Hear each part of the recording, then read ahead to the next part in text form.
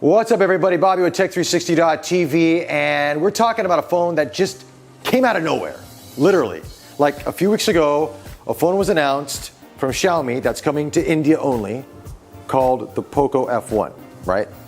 And the reason there was some buzz about this phone is because all of a sudden there was a flagship sort of budget phone.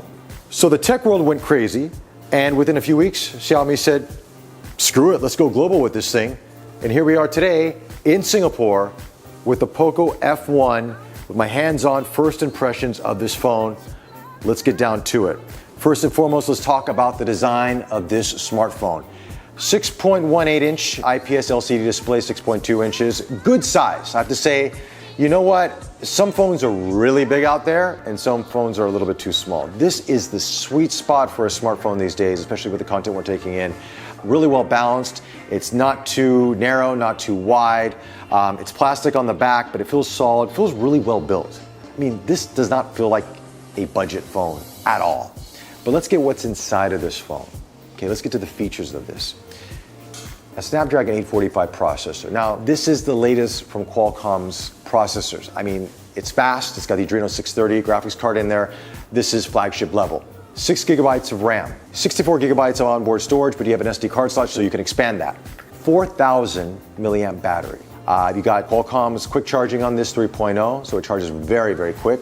Headphone jack. You got one speaker. For the cameras, you have one 12 megapixel sensor and one 5 megapixel sensor. The front-facing camera is a 20 megapixel shooter. All this on a phone that costs 449 Singapore dollars or 299 US dollars. I'm gonna keep mentioning the price because that is what is the most amazing thing about this phone, is how inexpensive it is for what you're getting. Well, what's it like to use this? Now, first off, you're running the MIUI. Now, this is Xiaomi's sort of skin over Android 8.1. It's a little cartoonish, but overall it feels more stock than other skins. I don't notice much lag at all, if any. I would say, browsing through Instagram, I would notice wasn't be as responsive as other phones, so that could be due to the UI. But I have heard that they are going to upgrade it to MIUI 10.0 very soon, so that could fix a lot of that. But overall, day-to-day performance, it's quick, it's snappy. It's an 845 processor in this, so it's not going to be slow.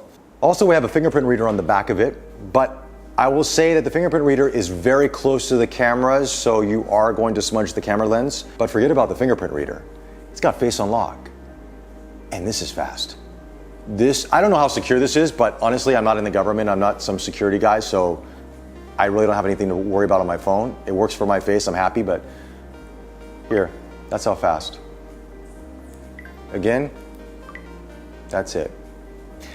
Cameras are interesting though on this, because the first thing we always think about performance, but then cameras. How does it shoot? And I wasn't expecting much on it, but images are decent, but there's a lot of noise reduction. There's a lot of processing going on. And I thought it was beauty mode, but I turned it all off, but it's still there. Low light is decent. I compared it to the iPhone 10. I can show you some images right here. The iPhone 10's colors are a little bit more muted. This is a little bit more saturated, but you will see a little bit more detail in the iPhone 10. And yeah, it's not fair to compare a phone that's $1,000+ to $449, but I thought, hey, look, 12 megapixel, let's see how it shoots. And it does pretty decent for 449 Singapore dollars. But let's get to the front-facing camera. Now, one thing about Chinese company phones is, I call it the China white look, is that they like to overexpose and desaturate, or I don't know what it is, but we all start looking whiter than what we are. I work hard on my tan, whatever I have here, and the phone gets rid of it. I look like Edward from Twilight. It's not as bad as some phones from China, but it's not as natural as it could be. It's just a little bit too white. I call it the China white look. I'm coining that phrase. Now, while the images might be a little bit too processed, it actually does have AI and HDR built in this as well. So it does detect certain scenes. So if you're shooting trees, it'll show a little leaf, a person, so forth like that. Honestly, AI on a lot of these phones are hit and miss. I turned it off because sometimes I feel that it tries to boost up the color a little bit too much and the colors are already naturally saturated in the camera, but teach their own. Try it, see what you think of it, but it has it in it still. And HDR works pretty good. Has portrait mode as well. Videos 4K recording.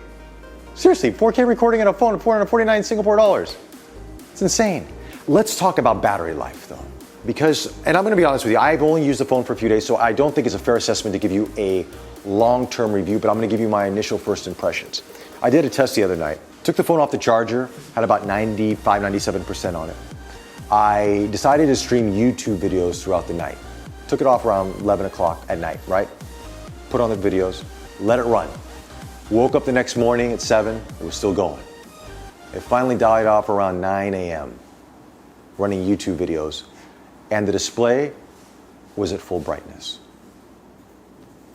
That's impressive. Now, I can't tell you what it's like to use it day in and day out. I haven't done that yet, but just by that alone, with this display and that battery life, you're gonna get through a day, no problems at all.